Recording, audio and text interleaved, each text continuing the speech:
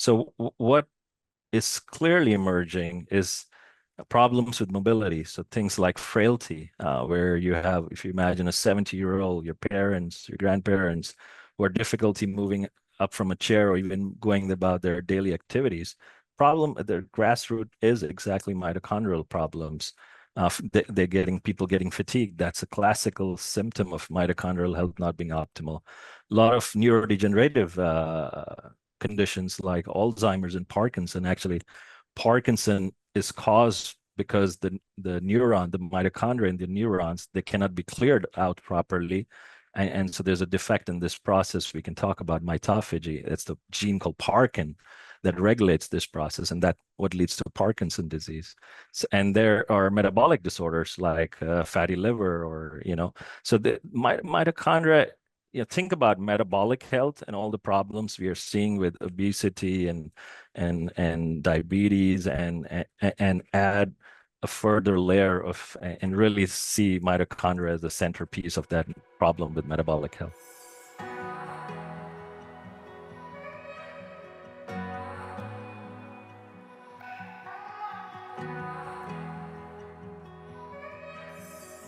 Dr. Singh, welcome back to the podcast. Yeah, thanks for having me, Dr. Cole. Pleasure.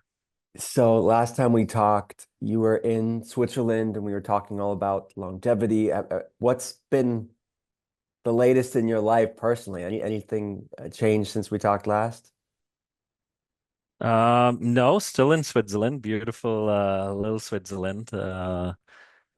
We've had a good summer, and we've been working on some really cool research of late with really the top Yeah. experts in the different fields of longevity. We're going to get into it today. We'll update people on the latest longevity research and gut health, so many different things. What's your favorite, before we get into that, just on a human to human side, like what's your favorite part of Switzerland? Just if you just sell Switzerland to the typical American, why should they go visit? What's great about it? It's really the mountains, the Alps, the clean air that you get to, Switzerland is pretty much lakes, mountains, and in between there are a few cities. Yeah. So pretty much half an hour, you're at a beautiful mountain range, and you can hike. And right at the where you get tired, there'll be a little mountain hut to relax and take in the view. And really, it's part of, I guess, Swiss longevity patterns. That's amazing. Well, if is there a town or city that you recommend people going to? It's we should have it on our bucket list. Yeah, so I think the town of Zermatt. This is really the town of where you get the best views of the Alps, the Swiss Alps. And there's particularly a famous mountain that actually looks like the mountain on the Toblerone chocolate, Okay. or the mountain on the Paramount movies when Yes, yeah. you get to see them. And it's really, you can hang out there. So I would definitely recommend Zermatt. That's more in the German part. And then I would recommend, if people want to get a little small city European vibe, then where I'm based, Lausanne is a very pretty little town by a beautiful lake called Lake Geneva. That's really a lovely place. Again, I've heard of it. I've never been. It's on my bucket list. So thanks for the pro tips, the holiday pro tips next time I'm in Europe. Sure. Let's talk about the study. I am such a fan of your work and this study, the Hallmarks of Aging study. Tell everybody what it's showing, the importance of this study. Yeah, so the hallmarks of aging is really is a concept, right? That there are different biological mechanisms that come together to accelerate aging, and they are linked to genomic alterations. They are linked to how our cells stop absorbing nutrients properly. They're linked to, certain pieces of our genes getting modified by the environment, and stress is called epigenetics. And then there are more towards, inflammation. So chronic inflammation is a key part. And then the change of our gut microbiome as we all age, from, being babies to toddlers to adults to old age, how our gut microbiome changes influence a lot. And then connecting what I believe, all of these together in sort of the center master biological hallmark is this concept of mitochondrial dysfunction. And Mhm. mitochondria are these cellular organelles that are kind of generating the currency of energy that we need to get up from a chair, move around, or think, or do our daily activities. And these get these get a bit faulty, and that links all the different hallmarks of aging. Mhm. And so I think one of the big discoveries has been that you can modulate this mitochondrial dysfunction, and that is one of the really amenable, intervention strategies to prolong longevity and health span. Mhm. So what are the biggest, what's the data show as far as the biggest drivers of mitochondrial dysfunction? What's contributing to maybe accelerated aging or accelerated mitochondrial dysfunction today? Yeah, and it's really multifactorial. Hmm. So physical inactivity, just being a bit quiet, not bit quiet, our habits have moved from, let's say if you look at our ancestors who were always moving around in nature looking for food, that's how mitochondria, to remind everybody in your audience, are these ancient bacteria that kind of evolved with the hosts, the humans, to sort of do a symbiotic, mutual, beneficial relationship where they digest all the nutrients we're eating and release energy for the host. And so evolutionary, now we are now sitting in front of a screen and doing a lot of work. So I think a lot of the physical inactivity has driven this mitochondrial dysfunction, this accelerated mitochondrial dysfunction. Our diets used to be a lot of farm, fresh foods and rich in fiber that would drive a very healthy gut microbiome. If you look at the evolution of our diets to today, we're all in a time crunch and eating whatever we get our hand on first, right? So that has changed. The processed foods, the McDonald's diet has driven a big change of our gut microbiome, and that drives mitochondrial dysfunction. Stress, a lack of sleep and stress, just being in front of the screen all the time, changes circadian rhythm, changes how we sleep, and that has a big factor in mitochondrial dysfunction. And essentially, all those come together in this whole sort of accelerated mitochondrial decline with aging. Hmm. What role, I mean, I don't know how much you've spent on the research around environmental toxins and mitochondrial dysfunctions. It's an area that I'm fascinated with and see on labs as being at least a component. Like you said, it's multifaceted. It's not just one thing. But what are your thoughts there? I know it's a big topic, but There's definitely a lot of, I mean, we have looked, a lot of our research started in the muscle space, and we were looking at muscles of old, active versus inactive people. And now we're looking at skin. So even things like skin that is exposed to skin too harshly versus the skin that is protected. UV rays are having a big impact on mitochondrial health. Everything we are putting on our skin, from soap to let's say the pollution, if you're living in a pollution rich environment, that is having a detrimental effect. Modern medicines, a lot of things like statins are having a detrimental effect on mitochondrial health. So it's really how our environment, as you mentioned, is having a big impact, and diet is certainly part of that. yeah, absolutely. Something you touched on that I always find beautiful when you think of mitochondria being, they are remnants, they are originally bacteria, they are non-human, but they're in every cell of our body. So I know you touched on it, but I'd love to like dial that in a bit more for people to kind of catch the profundity of it, because it's our body's amazing and we take for granted. We know about the microbiome, as you know, these people know that that's bacteria, it's not us. And we are exponentially more bacteria than human when you look at the microbiome, what's in our digestive system. But it's in every cell as well, right? Yeah, true. Mitochondria have their own genomic material that we call it mitochondrial DNA.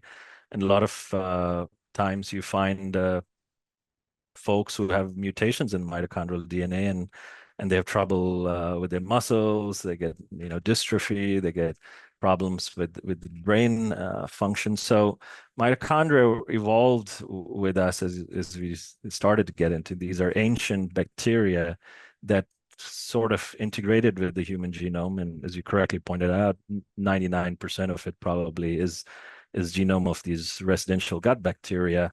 And so I believe personally that these have evolved to a state where, as we were getting into it, they are getting the nutrients from humans as hosts to kind of survive, Hmm. and then being a critical part of our cells to in return generate this energy as an energy supplier factory for us humans to keep moving better or functioning better. And so it's a very healthy relationship. The moment and this is always, you'll be amazed in the mitochondrial life cycle, there's always a balance between the healthy mitochondria and the faulty mitochondria.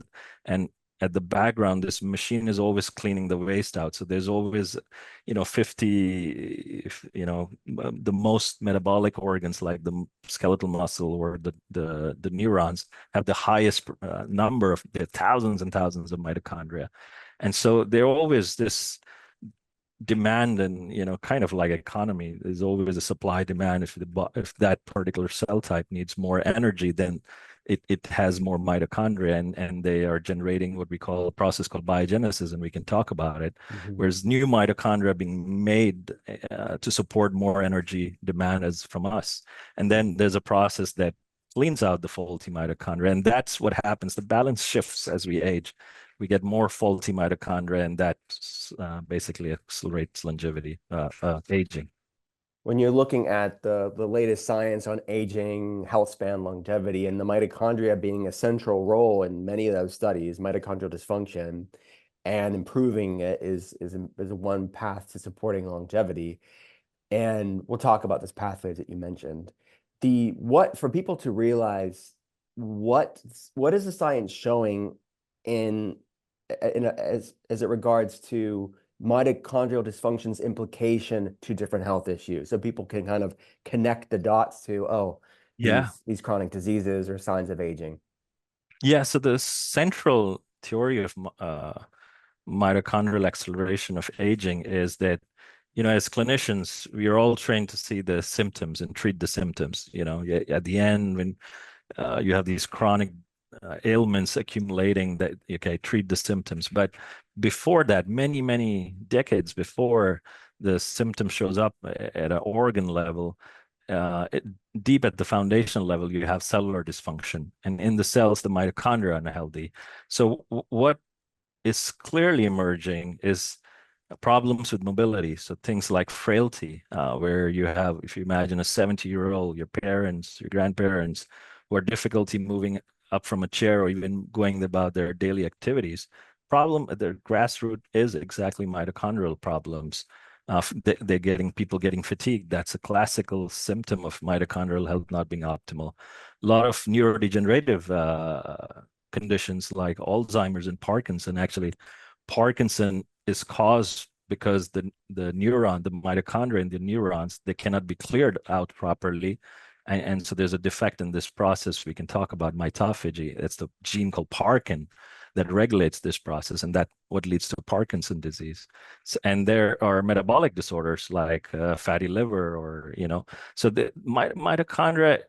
Think about metabolic health and all the problems we are seeing with obesity and diabetes, and add a further layer of, and really see mitochondria as the centerpiece of that problem with metabolic health. Mhm. And so many people are somewhere on that spectrum. Obviously, we have epidemic rises of chronic diseases, but then there's people that just have things like brain fog, fatigue, they feel sluggish, they feel irritable, wired, and tired. This stuff that's maybe not diagnosable, or they're not even looking to see if it is diagnosable because they're getting through their day. Um, can you shed light on the fact that that is part, like you mentioned, decades before? It's not going to happen overnight for most people. It's these sort of check engine lights that the body's telling them we have a mitochondria problem. Yeah. No, there's a quote I always use, that longevity is a marathon, that, much of what you're doing in your 40s and 50s is actually going to dictate how you will be in your 70s and 80s. So Mhm. if you're doing your activity, physical activity, moving around, 8 to 10,000 steps a day, if you're eating good diet, as in rich in fruits and fiber, and fresh from the farm kind of diet, rich in antioxidants, you're already having an impact on your mitochondrial health. Now, problem is, or even fasting, for example, is a good way. A lot of people are now using intermittent fasting as a way to accelerate mitochondrial health. But it's the, you know, so these are the core activities you can do already early on to increase your health span. And one of the answers we've been looking into it, it's not easy to stick to a fasting protocol forever. It's not easy also to exercise given the times and the busy professional lives we have. Are there nutrients that have emerged from the sort of a dietary exposure that we can harness to kind of maintain the effects of a lot of these other, pillars of health like diet and activity and keep our mitochondria happy? Mhm. It's, you mentioned like what you're doing today. If someone's in their 40s, what are you doing today to support longevity? Because these things do take time to start steering either in the positive direction or the negative direction, something that's going to love you back or something that's not going to love you back. And I would say what I've seen on the ground in the telehealth, the clinical space, the amount of people in their 20s and 30s that are struggling with brain fog, fatigue, nervous system issues, digestive problems, it is ubiquitous, sadly.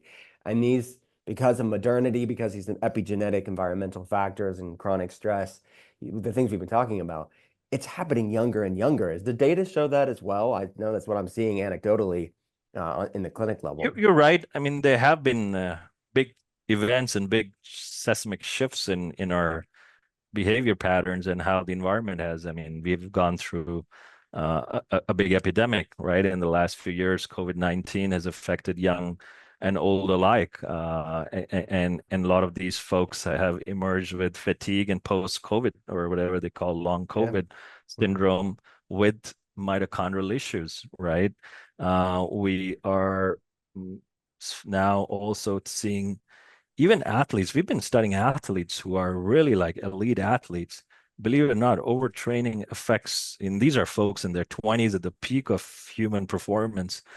Overtraining, just training too hard, has a detrimental effect on their mitochondria, and you can see their performances over a season kind of wane if they're not adapting properly to the training, or they're not taking care of nutrition. So Mhm. I do agree with you that the old sort of philosophy that aging is something that you starts in your late 30s 40s and then accelerates is probably seeing a shift even earlier now with these sort of changes in behavior patterns and Yeah. epidemics. Yeah, it's such a confluence of different variables, but we're coming up to like this reckoning, this tipping point of society. One aspect of that we've seen since 2020, and you touched on it, since the pandemic, COVID-19, and the now studies are kind of showing what we're seeing on a clinical level, that there's a broad swath of people that had COVID that never recovered, and it's labeled with things like long COVID, long haulers, and many people it triggers some sort of autoimmune issue. We're seeing a lot of POTS cases, and we see that in the data too, that there's a pretty significant percentage of people, depending on the study that you cite, that COVID triggered postural orthostatic tachycardia syndrome, the sort of dysregulation of the autonomic nervous system. I have to assume that, yes, we know there's an inflammatory component, but part of that is mitochondrial dysfunction in POTS, where they're dealing with dizziness and migraines and brain fog and fatigue, and they don't know what to do. They're not really getting any results in the sort of conventional model. Yeah, absolutely, you're right. I mean, I've reviewed in papers in this field for top journals, and there's some that even if you took a blood draw and you looked at the immune cells of these people who are struggling with fatigue and mental clarity or brain fog, as you said, they have even issues at their immune cell level where their mitochondria are looking like the mitochondria of an immune cell of an older adult. So I do believe a lot of the events that have happened in the last 5 to 10 years have sort of put us in this sort of accelerated aging path. So, Mhm. where, maybe people are not seeing it right now, but there may be a new kind of after effects of these events that emerges 10 to 15, 20 years later, that a lot of these folks in the 20s and 30s went on to get a lot of problems with brain cognitive decline earlier than what people assume to be setting in. So this is a possibility. Yeah. So let's talk about some solutions, right? It's sobering statistics, but there's so much you can do when you give your body the chance to. I know that a aspect of your work is really dialing in to the science of postbiotics. People have heard of prebiotics, people have heard of probiotics. Yeah, We talked a little bit about postbiotic last time. For catch people up, like what's the latest science of postbiotics and what are postbiotics? sure. So there's the prebiotics. So let's go step by step. There's Yeah, the let's do it. prebiotics, which is basically the fiber, the fermented kind of ingredients that you need as sort of the food for your gut microbiome, so that the gut microbiome is in a good shape, right? So that's what keeps the gut microbiome happy. That's prebiotics. That's what we are eating when you're eating a lot of fermented foods, fiber, etc. Now, probiotics are these healthy gut bacteria that you can also take through fermented yogurts, different even supplementation strategies that are basically, the hope is that these will seed and continue to make your gut microbiome healthy. So that's the probiotic field. And a lot of us have, we take antibiotics, we take a lot of other things that disrupts the gut microbiome, and you can kind of rebuild your healthy gut microbiome. Postbiotics, the way I see it, are sort of the molecules and the factors that are emerging from the factory, the pharmacy factory of the gut microbiome. So these are factors that are beneficial for us as the human host, for our human health. So these postbiotics traditionally are defined as either factors released by the gut microbiome after digestion of certain dietary components, or they're seen as sort of end products of a gut microbiome, kind of dead gut bacteria that are releasing their cellular components and in benefit for the human host. So that's the classical definition of a postbiotic, which Mhm. is really, the postbiotic is for good for us. Mhm. How do postbiotics differ from maybe people, because we have a bunch of health nerds that listen to the podcast, when they hear, okay, short chain fatty acids, these sort of end products of bacterial fermentation, like butyrate, right? Yeah. How do postbiotics differ from short chain fatty acids like butyrate? No, short chain fatty acids, I consider them as postbiotics myself. And traditionally, they are falling into that category, that if you were taking a very rich prebiotic diet, your gut bacteria will release these as end products. And you mentioned butyrate, that has these immense health benefits. Propionate acetate are other two examples of Yeah. different gut factor. A lot of B vitamins get synthesized by gut microbiome, and these traditionally can also be called postbiotics as well. Vitamin K as well gets made in Yeah, the gut K2. microbiome. Yeah. Yeah, fascinating. All right, so the definition, like we know the classic short chain fatty acids at that, but there's so many new exciting compounds. Urolithin A is one that I know you spent so much of your work focusing on. What is Mhm. urolithin A for people that don't know? So urolithin A is also a very well characterized postbiotic. It's made by certain gut bacteria if you are taking certain dietary foods and fruits that are rich in a certain class of compounds we call polyphenols, or similar. They're very similar to antioxidants. So Mhm. typically, this class of polyphenol is called L-glutanins, and these are rich in the husk of pomegranates. This is rich in a lot of red berries. So raspberries are a very good source of L-argitannins. A lot of nuts like walnuts, pecans are rich. Uh, Oak, so a lot of times there's even publications showing that in oak fermented wines or oak sort of aged wines in oak barrels, whiskeys, you find a lot of some evidence of urolithin A generation. So what you really get out of this whole process, so when you're taking, when you drink a glass of juice that is, 100% pure, and if you have the right gut microbiome that can metabolize these polyphenols, they then get metabolized and simplified and released as this molecule called urolithin A, which is the postbiotic. And what do the studies show as far as the benefits of this postbiotic, urolithin A?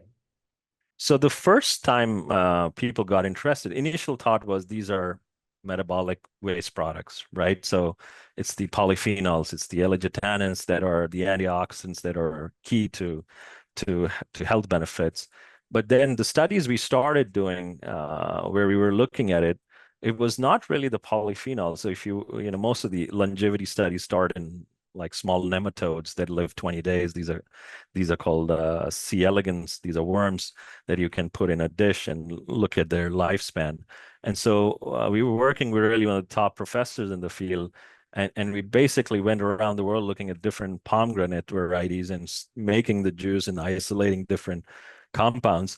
And we were looking at them and we just, we gave him this waste product, as they called it.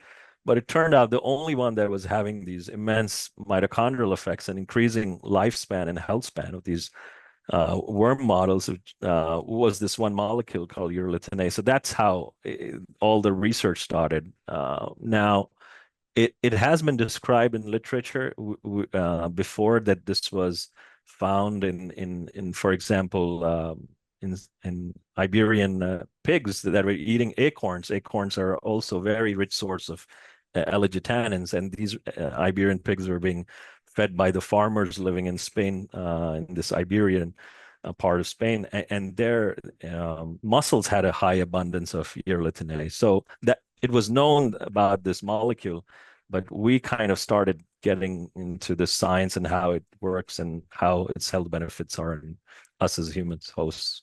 So it's connected to muscle health, a lot of the research, muscle health, and then something you talked about at the top of the conversation is mitophagy, and you even mentioned mitochondrial biogenesis. Can you talk about that, like the renewal pathways, specifically when it comes to muscles and this postbiotic? Sure. Well, muscle, if you follow the muscle health trajectory in us as humans, we peak around our 20s and 30s. So that's the peak of muscle performance. That's when we have the best muscle mass. That's when we have the best muscle strength and the best muscle power.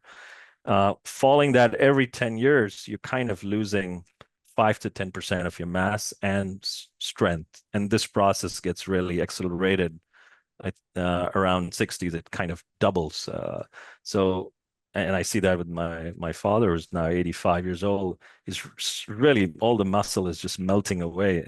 And so this is a process that if you were to, and we've looked at it, I think I started talking about it. Our first studies were looking at the 70 plus older adults who were training for half marathons. So we started studying in clinical studies, these folks versus 70 plus older adults who were living a very sedentary lifestyle. And the answer, when we took small biopsies and we isolated small pieces of their muscle, there was unanimous, the answer was mitochondria was the issue. So those who were exercising had better muscle strength, grip strength, had more mitochondria in the muscle, and those who were really sedentary and on the path to frailty had very poor mitochondria in the muscle. And that led us to this idea that we had this compound that we had discovered that we found was having these really profound effects on mitochondria. So we started giving it in obviously older aged models of aging, and we saw that we could improve muscle health by about 10%. The running capacity, so endurance was improved by about 40% in these this was published in really the top journals, Nature Medicine. And then we have now run a whole series of randomized placebo-controlled trials where we see consistent benefits of taking this product on muscle and mitochondrial health. Mhm. And the brain is obviously a muscle too. We talked about brain fog and fatigue. What's some of the studies, if any, at this point? I know you're working on it, but what's the science show at this point as it relates to the brain muscle and these similar pathways? So brain is very interesting because, once we started publishing our work on Urolithin A and the decline of mitochondria in muscle, actually a lot of top professors in the US, there's a big institute in the US called the National Institute of Aging that is really the authority on sort of researching aging. And there's a second one in California called the Buck Institute of Aging. Two independent groups actually started looking at the brains of people who had neurodegeneration, for example, Alzheimer's. And what they found was that mitophagy was actually was decline of mitophagy and autophagy was a central hallmark in these individuals. And so they started looking for natural compounds and drugs to see if they could repurpose these molecules in for improving mitochondria.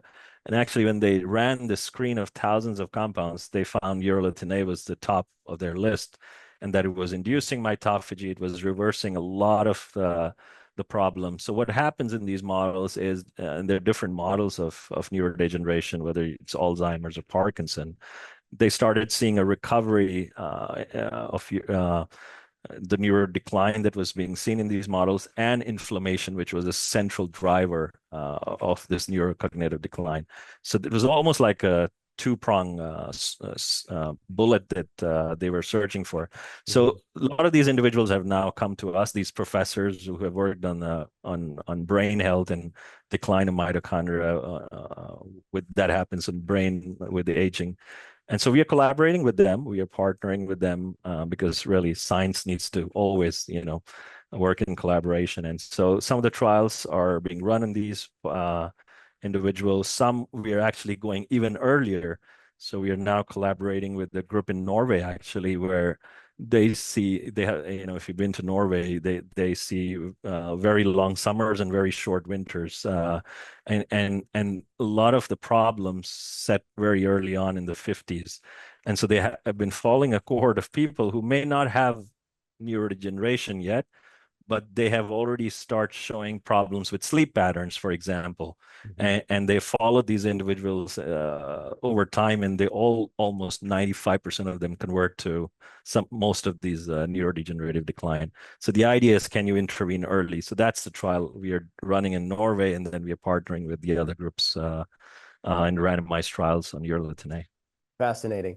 So we've grown up in a society, especially if somebody's interested in health and wellness, they hear these terms like polyphenols and these beneficial polyphenols that are in foods like you mentioned pomegranates. And it's to say it in a different way, just so I can maybe repeat it back for people, is that the mechanism of action, at least in part, like the most benefits that of these polyphenols comes from when it's interacting with your microbiome and the Yep. production of these postbiotics. That's where you're Yep. seeing the longevity, health benefits, like you feeling better. Is Yep. that a fair assessment? Absolutely. I think that's spot on. So pomegranates were always or still considered as a superfood, and so are all these, pecans, walnuts, berries. They're part of this. There were many studies showing, Mediterranean diets rich in these kind of fruits and nuts have a beneficial effect. The problem is the gut microbiome has really changed. Yeah. And so we've gone around the world. I mean, honestly, I've looked in the US, the American population, the Canadians, the French, the Italians, even my country of origin now, India.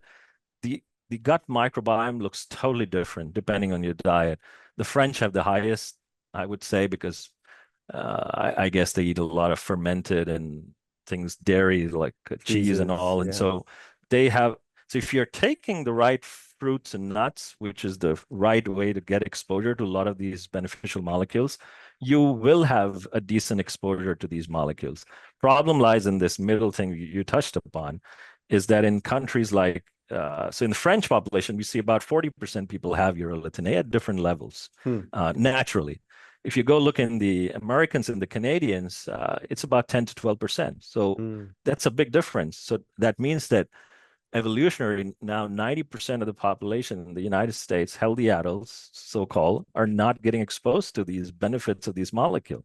In my home Interesting. country, I just finished a study. It's almost down to a few percent where people, and I think it's because of rampant antibiotic use. Yeah. Because growing up as a kid in India, clinicians are giving antibiotics for everything, and I do believe that your first 1,000 days of your life, your gut microbiome is pretty much set. I mean, it can be modulated, but it's sort of Yeah. core structure is set. And so I can drink 6 glasses of pomegranate juice. My body just cannot make.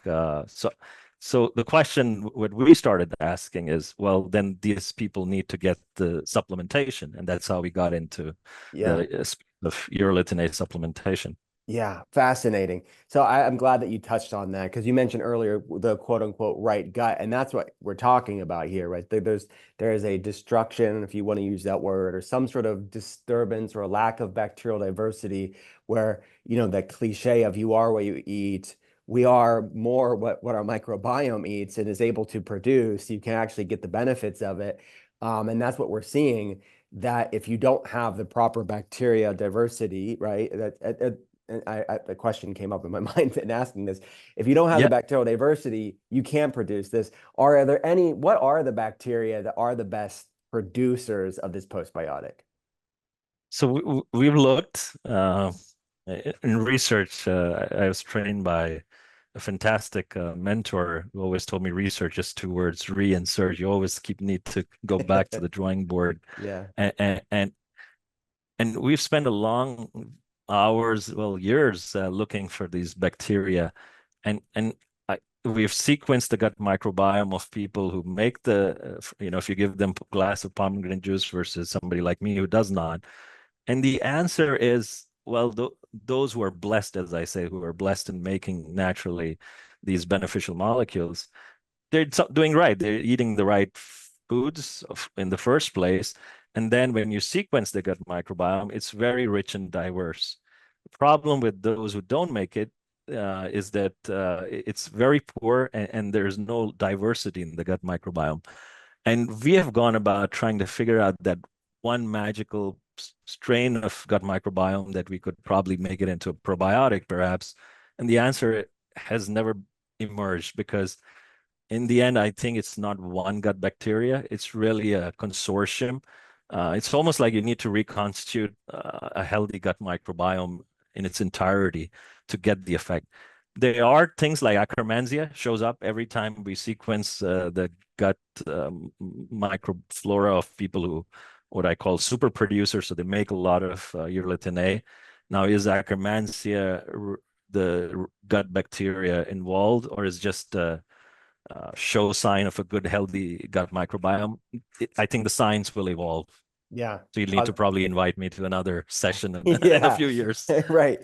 You're standing invitation, Dr. Singh. But that, yes, this difference between causation and correlation, certainly Akkermansia, this sort of keystone, right, foundational bacteria that is, I mean, I see this deficient in many people's microbiome tests when we're looking at new telehealth patients. And improving it can be difficult, but it's one that, it's worth the journey of improving gut health. So to be clear, for people that are like, man, I'm screwed, right? Because you mentioned the first couple years of someone's life is very formative in the microbiome. And then on top of that, we have, adolescence and living life and maybe not treating your body, your microbiome so well for maybe certain seasons of your life, or maybe even currently. You're not advocating to say, well, there's nothing we can do.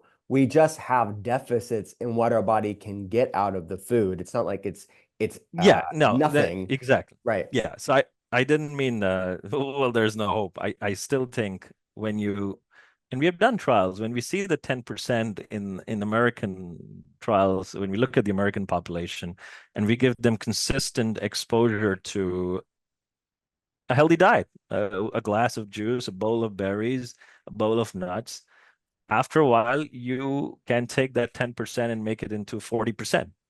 It's first, a lot of people are not eating those, Yeah. right fruits and nuts.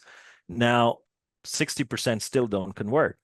Now, you can give them fermented foods, you can give them probiotics, and probably you can go from 40 to 50, but there will still be, I believe, this half the population that will still be in the deficit, and that's and even from food you get a lot of variability, and as a clinician, as physician scientist, you need to get a certain exposure of the molecule to get the health benefits. And that's where I think supplementation strategies come in. We've even developed a test, and it's right now in prototype, and I can share the link after our discussion, where Yeah. people can try out if their body is actually making naturally. You get a glass of pomegranate juice or a commercial pomegranate juice, and you can test it out.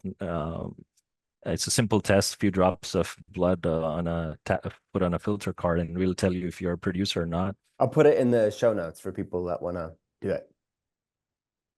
Awesome.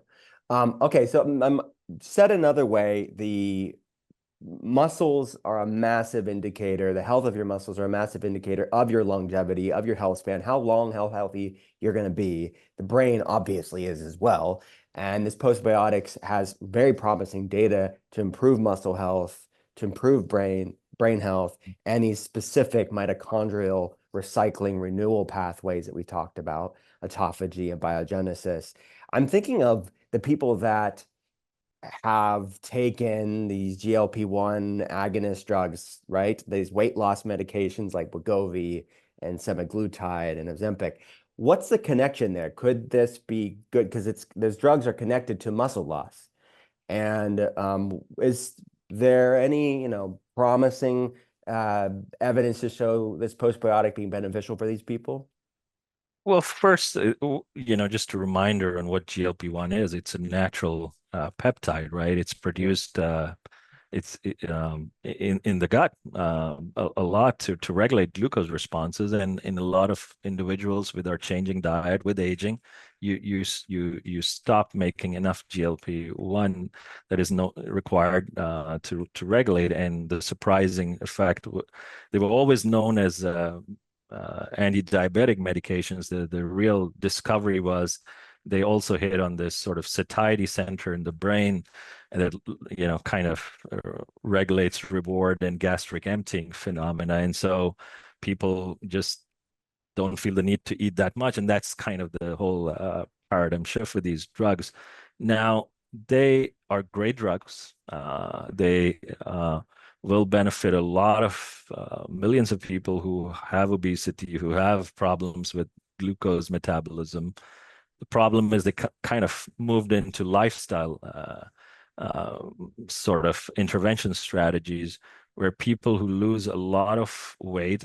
And so if you look at all the randomized trials, which are very well done, you see most individuals lose about 15-20% of their body weight who are overweight, obese.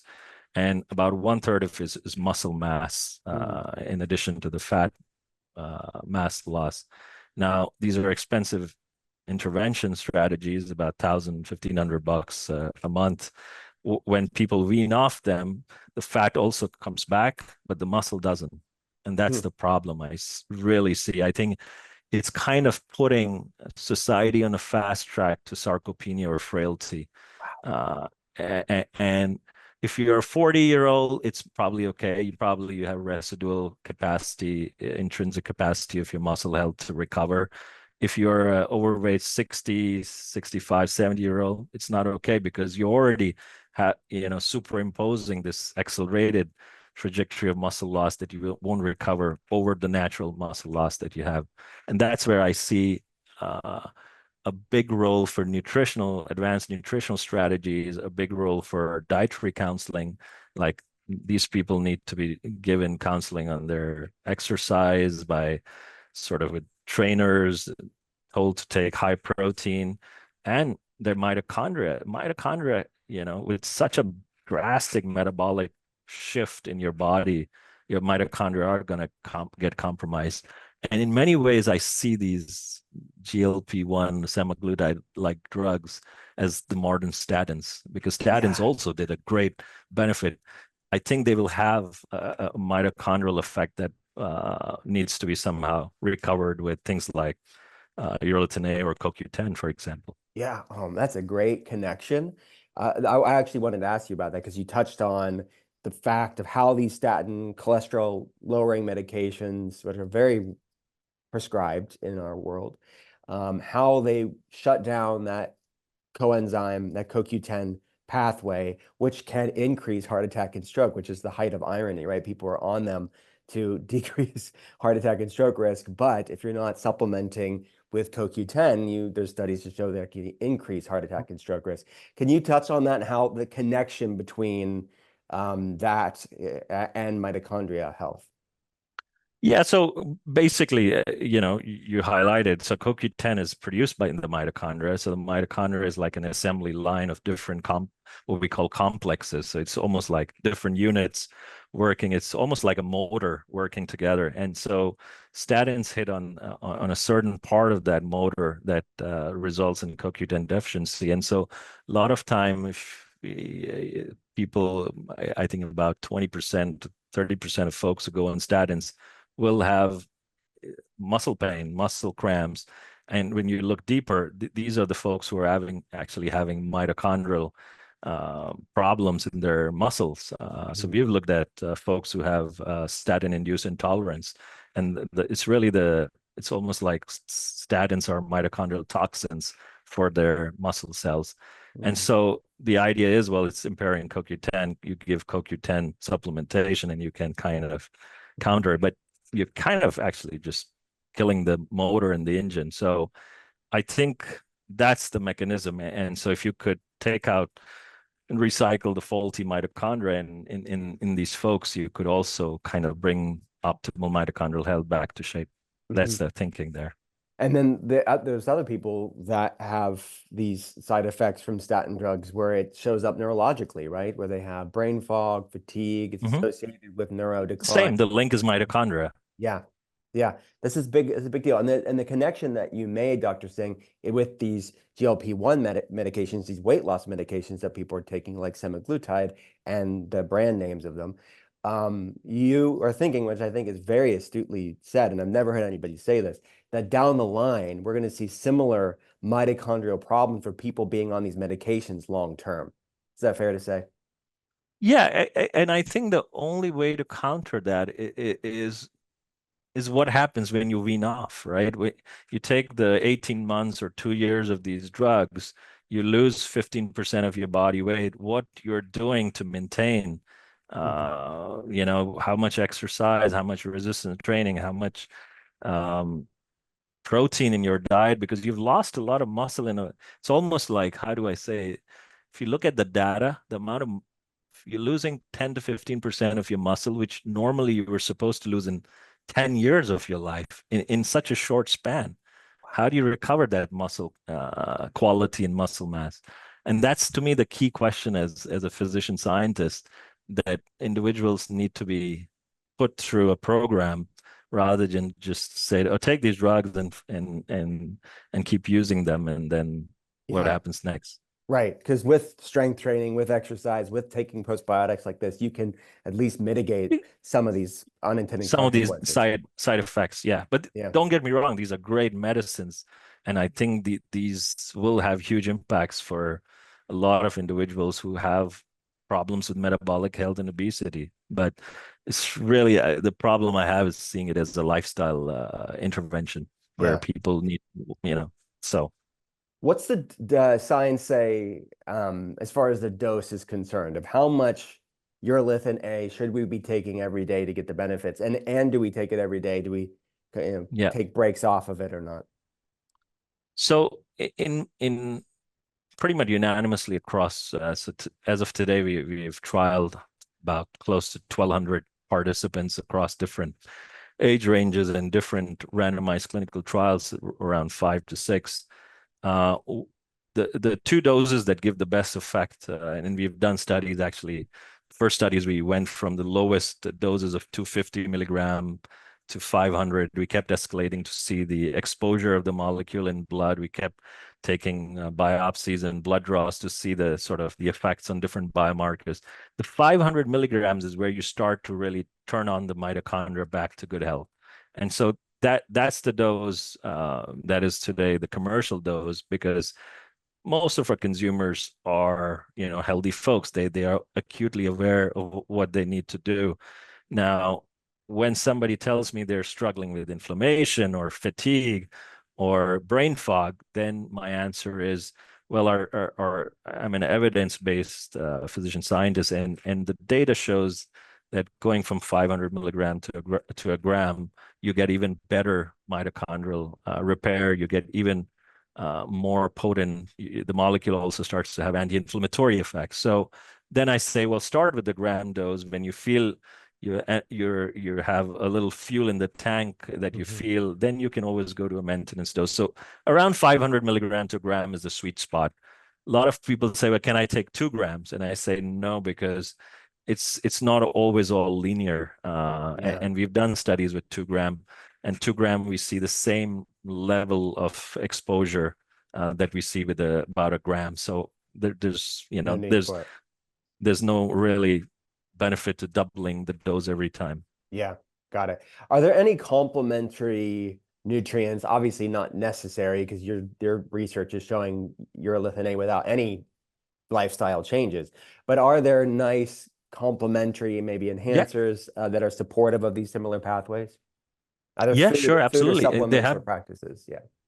yeah. So there have been a lot of studies in the preclinical, and we have done ourselves a recent trial with exercise plus urolithin A together gives a better effect than exercise alone on mitochondrial health.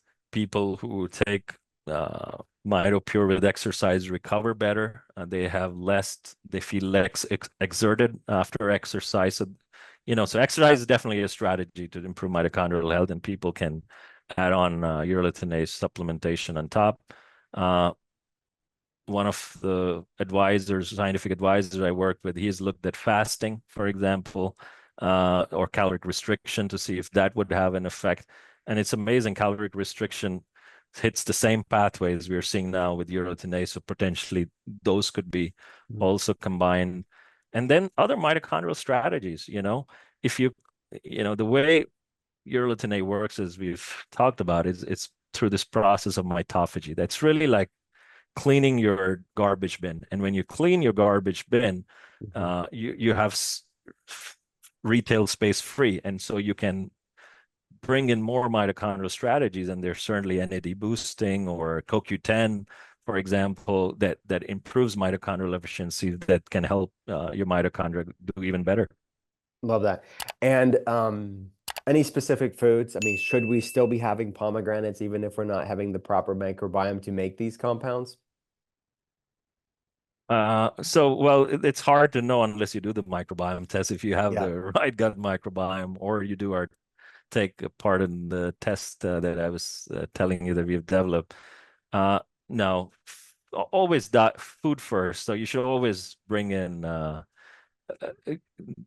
you should go with the assumption that a rich fiber diet and taking these polyphenols, whether in a juice form or through nuts or berries, is going to have some impact and some production.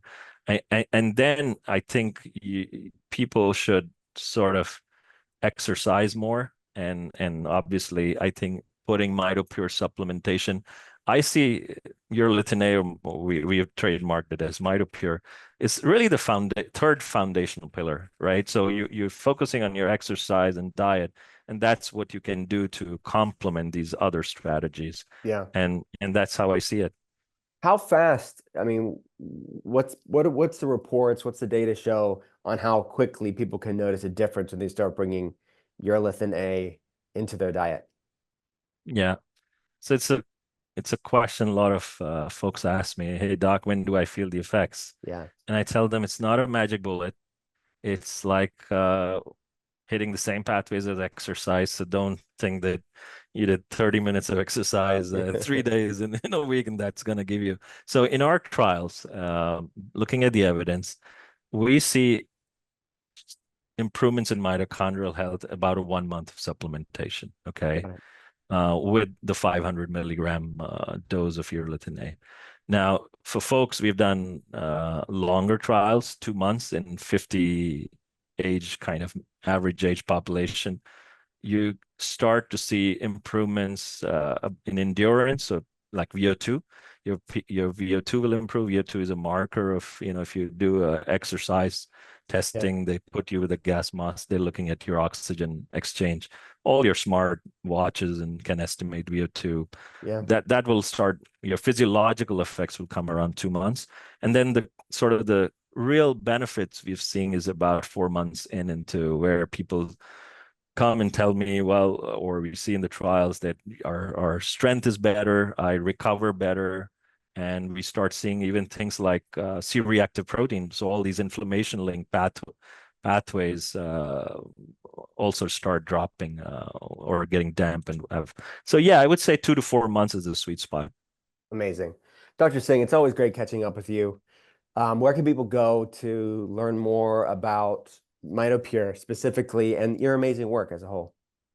Yeah, sure. They can go to our website, timeline.com, learn about the products. They can get deeper into the science on mitopure.com, which is sort of the science focused website. And yeah, they can also look up at all our new clinical studies on clinicaltrials.gov that are happening right now. Amazing. Is it timelinenutrition.com or just timeline.com? It's just timeline.com. Timeline.com. Okay, for some reason I was thinking timelinenutrition.com. Amazing. So timeline.com. What was the other URL?